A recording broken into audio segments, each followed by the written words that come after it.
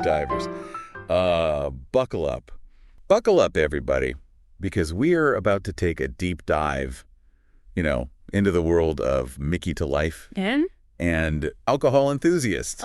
Happy to be here. I figured, this is right up your alley. You know me so well. Oh, yeah, definitely. Always up for a good liquor deep dive, especially when it involves Micky. Now, our listeners love keeping up with Micky's, antics. Mm.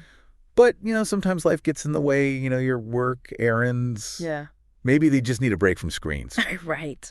So you sent over his latest video, and we're going to break it down for you, audio style. It's like a podcast inside a pod.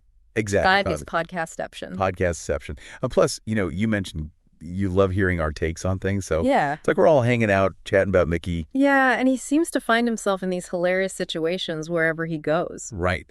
But first, Micky, speaking of sips, did you hear about that new boba tea place that opened up downtown? No, tell me about it. Oh my gosh, they have boba flavors I've never even heard of. Oh, wow. Like lavender and Earl Grey. Okay, now we're getting seriously off topic here, but I am so down to try that lavender boba. Lavender boba, yeah. Count me in. We should totally go. Yes. But let's get back to Micky's latest video before we wander too far down boba lane. Back to Micky. All right. Yes. So this one is all about his trip to a liquor expo. Yep. And as you know, he was super pumped about it. He was so excited. I know. I remember in his last video, when he announced it, I thought, someone get this man to a liquor expo stat. I know, right? He was practically vibrating out of his chair. The man loves his spirits. He does. But it turns out this particular expo wasn't exactly what he expected. Okay. Remember how you were saying you were curious about what went down? Yes, you had mentioned there were some funny surprises. Oh, yeah, there were. Okay, I'm ready. So the video starts with Micky and his friend arriving at the expo. Okay. Right off the bat, things are a little off. Off? How so? Well, first of all, they talk about how their driver was unusually quiet. Oh, no. The whole ride over. You know that awkward silence where you're like, should I make small talk or are they just a quiet person? Yes. I hate that. It's so awkward. The worst is when you try to make conversation and they just give you one-word answers. Right. It makes you second-guess your entire existence. Totally. But anyway, so they finally arrive at the expo, and instead of a grand, liquor-themed entrance, they find themselves sharing the space with a travel expo. Wait, what? A travel expo? In the travel expo. That's so random. And that's so weird. That is unexpected. And they even joke about, just ditching the liquor expo and, snagging some brochures for a tropical vacation. Oh, that's classic Micky. Always finding the humor in the unexpected. Yeah, he always finds a way to, make a joke out of it. Definitely. But then once they actually get inside the liquor section, Micky starts noticing that it's, it's smaller than he anticipated. Smaller. Yeah, and he comments that a lot of the big brands and the familiar names from previous liquor expos are missing. Okay, this is where it gets interesting. Right. You mentioned that the listener was curious about this part. Yes, absolutely. So what's the deal? So it turns out this expo is heavily focused on Taiwanese liquors. Interesting. There are a lot of smaller local brands showcasing, unique and regional spirits.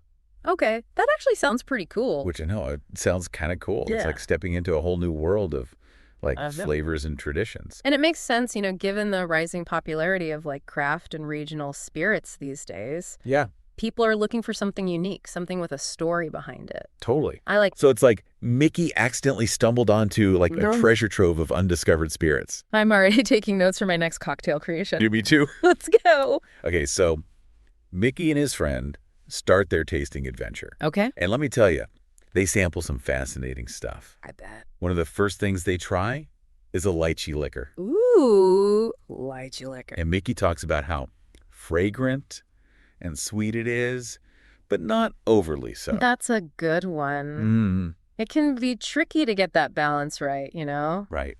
Lychees have such a delicate floral sweetness, and if it's not done well, the liquor can end up tasting artificial. Yeah, totally. Yeah. Well, Micky seemed pretty impressed. Okay. He even skips trying the ice wine because he's so into the lychee liquor. Wait, he skipped ice wine? He skipped it. That's a bold move, but hey, I know. More ice wine for us to discuss. More ice wine for us. Yes. But first, let's move on to the next spirit on Micky's list. I'm on the edge of my seat. What's next? Well, they move on to a coffee whiskey? Coffee whiskey. Interesting. And Micky's like trying to figure out, like if they actually soak coffee beans in the whiskey to get that flavor. That's actually a pretty common technique for flavored whiskeys. It's called infusion. It's a pretty simple process that allows the flavors of those added ingredients to like really shine through. So it's not just some fancy marketing thing. Right. Exactly. They actually put in the effort to like get those coffee notes. Yeah, they're actually putting coffee in there. Okay. But, there are other methods too, like using cold brew concentrates or even distilling with coffee beans during the whiskey making process. Oh, wow. So, each method can create subtle differences in the final flavor profile. That's pretty cool. It is. It's pretty fascinating. And speaking of unique flavors. Yes. Up next for Micky is an apple whiskey. Apple whiskey, okay. And he boldly claims that it's even better than Jack Daniels. Ooh, fighting words. I know. Have you tried either of those? I've had both, actually. Yeah. And it's interesting you bring that up because this comparison really highlights how even within a specific category, like apple whiskey, there can be such a range of flavor profiles. Totally. It all comes down to the variety of apples used, the base whiskey itself, and the overall production process. Right. Some apple whiskeys are sweeter, more fruit-forward. Definitely. Others lean towards spicier or even oaky notes. It's a whole spectrum. It really is, a spectrum of apple-infused possibilities. Okay, so after the apple whiskey taste test. Okay. You know what really surprised me, though? What's that? The potato and radish liquor. Oh, yeah. That combination just screams unexpected. I know, right?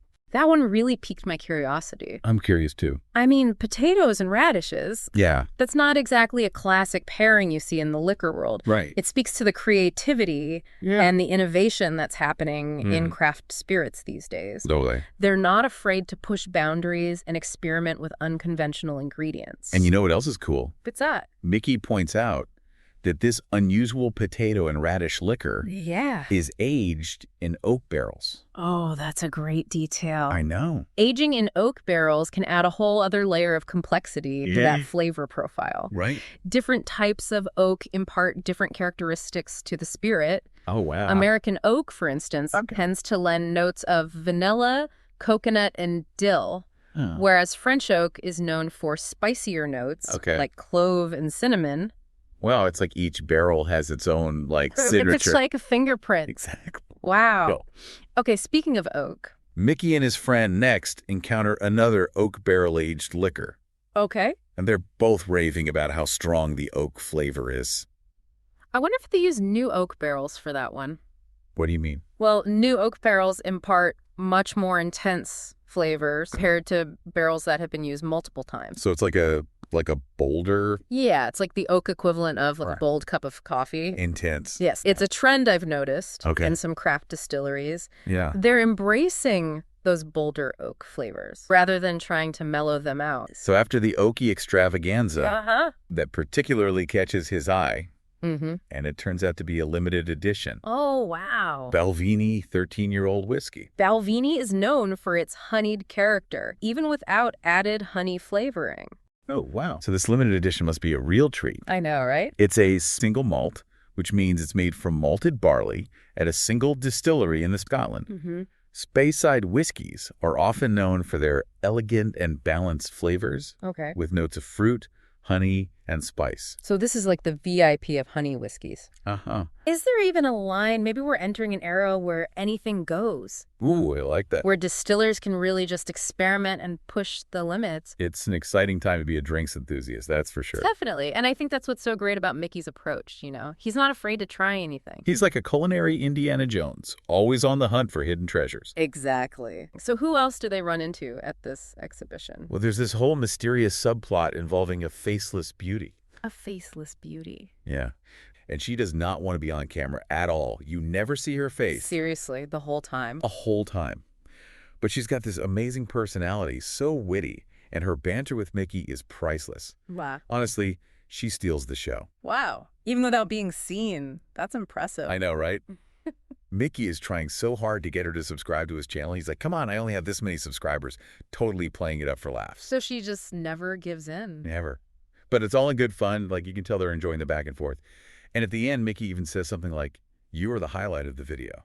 She had Micky cracking up the whole time, even though she's like completely determined to stay anonymous. It's almost like she's this like secret comedic weapon. You know she's there, you hear her, but you never actually see her. Exactly. It's so clever. And Micky even jokes about it at one point, saying the whole video could just be her voiceover with subtitles. That's hilarious. It's like he's acknowledging her power, even though she's off screen. You know, and honestly, it works so well. Like, she doesn't need to be on camera to seal the show. Her personality shines through anyway. It just goes to show sometimes the most captivating people are the ones who aren't trying to be the center of attention. Totally. And it makes me wonder, if she ever did decide to step in front of the camera, what kind of content would she create? Ooh, that's an interesting thought. She'd probably have her own unique style, a different energy altogether. Right. Definitely watch it. So going back to Micky's adventure, I'm curious, what did you think about that super expensive Ketagallon whiskey? You mean the one he decided not to buy? Yeah. Like, even Micky has his limits, right? Right. Which honestly makes me like him even more. It's like he's not trying to be some high roller wine snob. He's just a regular guy, genuinely excited about trying new things, but also knows when something is just like too much. Yeah, that's relatable. I mean, we all have budgets, right? Yeah. Even when it comes to exploring cool new drinks. Totally. And it makes his recommendations even more trustworthy. It's not about showing off or being fancy. It's about sharing his genuine passion for these drinks. Exactly. And you can tell he puts a lot of effort into his videos, too, like when he mentions doing all the editing himself. Oh, yeah. That was impressive. I mean, he has over 1,000 videos on his channel. That's a lot of dedication. Right. It shows that he really cares about what he's doing. He's a great storyteller. He is. He understands that people connect with stories. He's not just telling us about drinks. He's creating an experience. And it makes you want to go out and explore for yourself. Expand those horizons. It's about more than just finding a new favorite drink. It's about understanding the world better, one sip at a time. I love that. Okay, Name, I don't know about you, but I'm feeling pretty inspired. Me too. But before we send you off on your own boozy adventure, yes, there's one last drink from Micky's Expo that deserves a shout out. Which one? That Henke has come out with, called Youytube. What's special about this? Well, it's made with sweet potatoes, of course. And it's got this strong lychee aroma and a subtle sweet potato flavor. Sounds delicious. It does, doesn't it? Yeah. And then Micky can't resist making one of his signature cheeky comments. He compares the aftertaste to the scent of a woman's cheek after being kissed. Oh, Micky! I know, right? He's always got something up his sleeve. But it's all in good fun. I love it. If you're even remotely interested in Taiwanese alcohol or just exploring unique and interesting spirits in general, I highly recommend checking out Mickytolife. Agreed. He's got this infectious enthusiasm that makes you want to go out and try all these different things yourself. Exactly. He's like a whiskey evangelist, spreading the good word about all these amazing distilleries and their incredible creations. And who knows, maybe we'll even be inspired to do our own deep dive into the world of Taiwanese alcohol someday. Now that's an idea. We could hop on a plane, hit up some of these distilleries, try all these crazy whiskeys. I'm already packing my bags. We want to hear from you. What are your thoughts on all these unusual drinks? What piqued your interest? What would you add to your home bar? We could go on and on about all these tricks. Seriously? But I know you want to actually see Micky in action. Oh, yeah, I got to see the master at work. Right. So make sure to check out his full video over on Mickytolife. Definitely. He tries way more than we even talked about. Plus, his commentary is hilarious. Oh, the best part, watching him chat with the vendors, try new things. You really get the full experience. It brings it all to life. And that's what it's all about, right? Trying new things, pushing those boundaries, finding flavors that surprise you. That sense of adventure, you know, stepping outside that comfort zone. It's like Micky's motto. Say yes to life, to new experiences. And, of course, say yes to delicious drinks. Couldn't have said it better myself. So to wrap things up, Name Beatty, we want to leave you with a final thought. Ooh, I like this. After this deep dive into Micky's world, what's the one drink that stood out to you? The one you'd actually want to try? What sparked your interest? The flavor, the story behind it, the cultural significance? Or maybe just the pure novelty of it. We really want to know what resonates with you. Yeah. Let us know. Because at the end of the day, that's what Sip and Talk is all about. Sharing that passion for drinks. Sparking curiosity. And inspiring you to explore the world of flavors. So go out there. Name, be bold, be adventurous. Deep divers, thanks for joining us on this boozy adventure to Taiwan. We hope you enjoyed the ride. Cheers. And until next time, happy sipping.